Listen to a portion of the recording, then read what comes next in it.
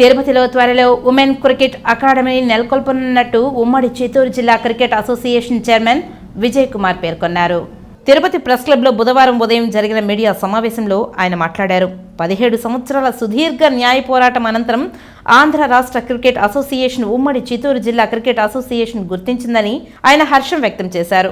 Cricket క్రీడా రంగాన్ని ఉన్నత స్థాయికి తీసుకువచ్చిన తనను ACA state infra committee, ACA state in charge, అలాగే south zone academic committee, Andhra cricket association కన్వీనర్గా పదవులను ఇచ్చి గౌరవించారని తెలిపారు. జిల్లాలో నిరుద్యోగ క్రికెటర్లకు ఆర్థికంగా బలోపేతం కావడానికి చక్కని సదవకాశం కల్పిస్తున్నామని, ఇందులో భాగంగానే అసోసియేషన్ కార్యాలయానికి వచ్చి సంప్రదించాలని ఆయన పేర్కొన్నారు.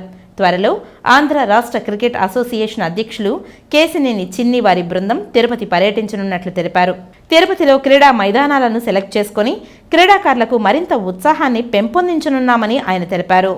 ప్లేయర్స్ సెలెక్ట్ అవ్వాలంటే ఏం చేయాలి, ఎలా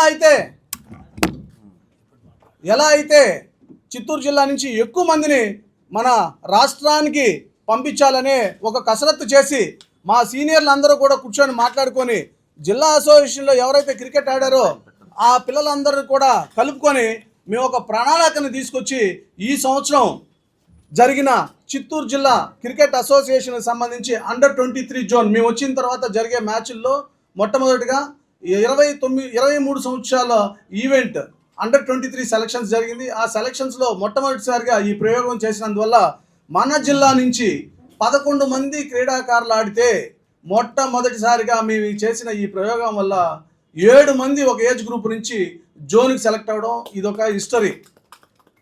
ఎందుకంటే క్రికెట్ ఆడిన వాళ్ళకే క్రికెట్ గురించి తెలుస్తుంది.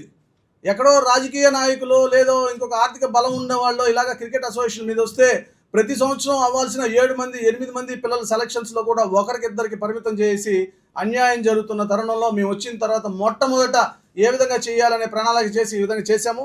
ఇది ఒకటే కాదు, ఆ తర్వాత సీనియర్ డిస్ట్రిక్ట్ కూడా జరిగింది. సీనియర్ డిస్ట్రిక్ట్లో కూడా ఇదే ఎక్స్పెరిమెంట్ మనం చేయడం ద్వారా మళ్ళీ కూడా 7 మంది జోన్కి సెలెక్ట్ అయ్యారు. అలాగే ఉమెన్ నుంచి కూడా ఒక 2 స్టేట్కి కూడా సెలెక్ట్ అవ్వడం జరిగింది ఈ సంవత్సరం. ఒక అమ్మాయి విష్ణుప్రియ అండ్ ఒక అమ్మాయి శుభశ్రీ. విష్ణుప్రియ అనే అమ్మాయి బౌలరు, శుభశ్రీ అనే అమ్మాయి బ్యాటరు. కాబట్టి వీళ్ళందరూ కూడా మేము చేసామని కాదు, పిల్లలందరూ కూడా చాలా చక్కగా పర్ఫార్మెన్స్ చేశారు. వాళ్ళకి ఏమైతే కావాలి, ఏవైతే ఆశించి కష్టపడ్డారో వాళ్ళకి సముచిత స్థానం కల్పించడానికి చిత్తూరు డిస్ట్రిక్ట్ క్రికెట్ అసోసియేషన్ కృషి చేసిందని మీ ద్వారా అందరికీ తెలియజేస్తున్నాం.